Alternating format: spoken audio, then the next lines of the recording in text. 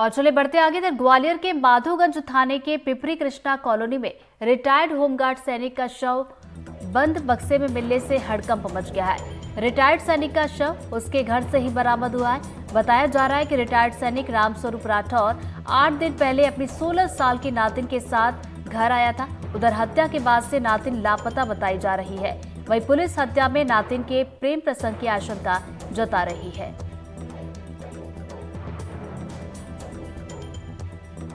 और इसी खबर पर ज्यादा जानकारी के साथ हमारे वरिष्ठ सहयोगी देवश्री माली जी जुड़ गए, उनका रुख करेंगे। देव जी, क्या ये पूरा मामला?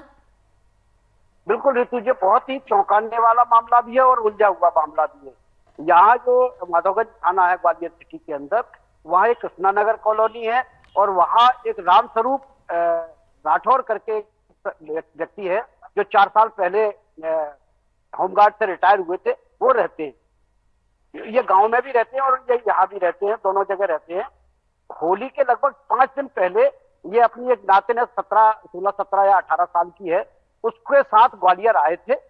और उसके बाद जो है इन्होंने पहले उनके लड़के जो आए थे उनका कहना यह है कि होली के पहले उन्होंने कहा था कुछ लोग पैसे मांग रहे हैं, और अभी कल इनकी नातिन ने अपने घर पर फोन करके ये बताया कि कुछ लोग आए दादाजी के साथ मारपीट कर रहे हैं और उनसे पैसे मांग रहे हैं।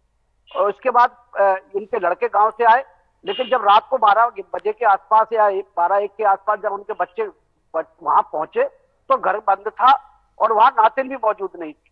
और उसके अलावा जब उन्होंने देखा कि बदबू वगैरह आ रही है और देखा तो एक बड़ा सा बॉक्स था, उस बॉक्स में खोला तो उसमें रामस्वरूप की लाश पड़ी हुई थी और लड़की उस समय तक गायब थी। लेकिन बाद में जब उन्होंने पुलिस को सूचना दी, पुलिस आई और आसपास खोजबीन की तो वो लड़की पड़ोसी के छत पर, जो सुनसान छत थी, उस पर एक तरह से छुपी हुई मिली है। तो अब इसमें 2 कहानियां आ रही हैं।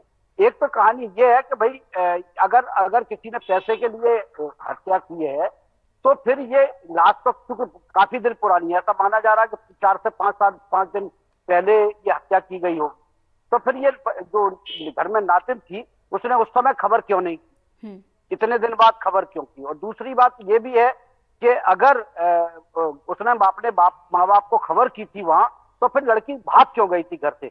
फिलहाल लेकिन मैं आपको बता दूं कि इस लड़की को वहां से बरामद कर लिया गया है और अभी उससे पूछताछ चल रही है। क्योंकि बच्ची नाबालिग है, थोड़ी सदमे में भी है, तो पुलिस उसके बारे में कोई जानकारी नहीं दे रही है। माना यह भी जा रहा है कि कुछ और भी मामला बच्ची से जुड़ा हुआ, कोई उसके प्रेम से जुड़ा हुआ भी हो सकता है, या फिर कोई और दूसरे मामले भी निकल सकते हैं। पुलिस अभी इन्वेस्टिगेशन में लगी हुई है। मुझे लगता है कि शाम तक इस मामले का कोई ना कोई अच्छा खुलासा जरूर है। देव जी, परिवार की अगर बात की जाए तो जहां पर ये होमगार्ड सैनिक रहते थे, परिवार में और कौन कौन रहता था? आसपास के लोगों से अगर कुछ बातचीत हो पाई हो, उनसे कोई जानकारी मिल पाई हो?